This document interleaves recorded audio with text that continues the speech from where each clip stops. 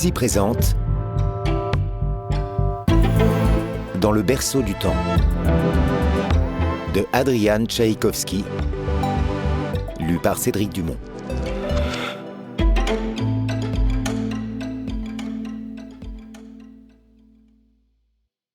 Pour Irène Pepperberg et Alex.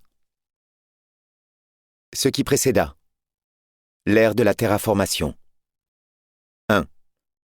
Il y a des milliers d'années, les humains de la Terre ont atteint les étoiles. Suivant le projet de terraformation de la docteure Avrana Kern, ils ont commencé à réaménager des mondes afin de les adapter à la vie terrestre. Une seule planète, le projet personnel de Kern, était proche de son achèvement lorsque la catastrophe se produisit. Sur Terre, une crise politique entraîna une guerre cataclysmique qui empoisonna le berceau de l'humanité, plongea la civilisation dans un âge d'ignorance et déchaîna une attaque électronique transmise dans l'espace pour mettre un terme à l'existence humaine où qu'elle se trouve. 2.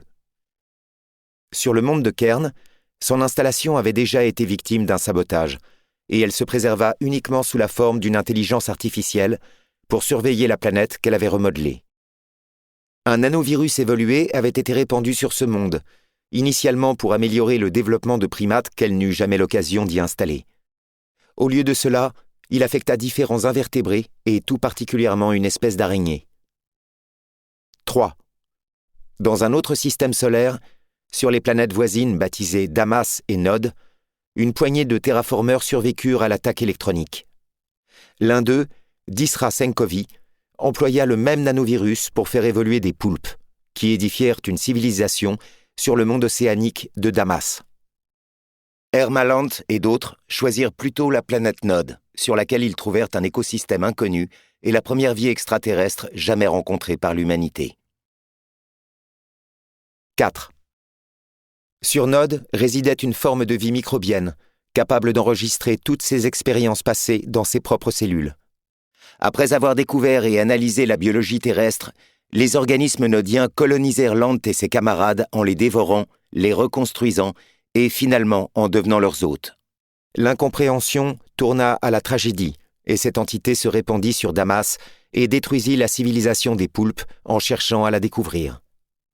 Une partie des pieuvres survécut en orbite et dans l'espace en affrontant de nombreuses crises. Le second essor est l'ère des vaisseaux arches. 5. Sur le monde de Kern, au fil des nombreuses générations, les araignées portidées élaborèrent une société complexe, en utilisant une technologie organique et des systèmes informatiques composés de colonies de fourmis. 6. Sur Terre, l'humanité reprit son exploration de l'espace, redécouvrit les archives de ses prédécesseurs et les coordonnées des missions de terraformation. Les séquelles de la guerre avaient fait de la planète un monde empoisonné. En désespoir de cause, les terriens construisirent des vaisseaux arches en s'appuyant sur l'idée que d'autres planètes avaient été préparées pour accueillir l'humanité. 7. Le vaisseau arche Gilgamesh atteignit le monde de Kern, rencontra à la fois les portidés et l'intelligence artificielle Avrana Kern. Après avoir évité de justesse une guerre, les portidés infectèrent les humains du Gilgamesh avec une version spéciale du nanovirus qui avait favorisé leur développement, bâtissant ainsi un pont entre les espèces et permettant aux humains de devenir des humains avec un H majuscule, une espèce évoluée, capable de reconnaître les portidés comme des êtres intelligents avec lesquels ils pouvaient partager cette planète. L'ère de l'exploration. 8. Des générations plus tard, un vaisseau emportant un équipage d'humains et de portidés ainsi qu'une copie téléchargée d'Avrana Kern atteignit Nod et Damas. Il rencontra à la fois la civilisation des poulpes et l'organisme nodien. Kern découvrit que ce dernier souhaitait ardemment explorer un univers plus vaste, maintenant que le contact avec les humains lui avait révélé la véritable ampleur de l'existence.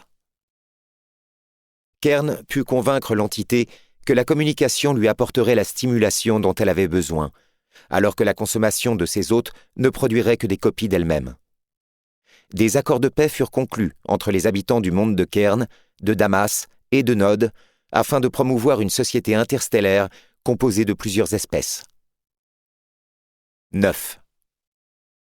Plus tard, après avoir pu accéder à des recherches qui leur étaient auparavant inaccessibles à cause de l'infection nodienne, les scientifiques octopodes testèrent un nouveau moteur spatial.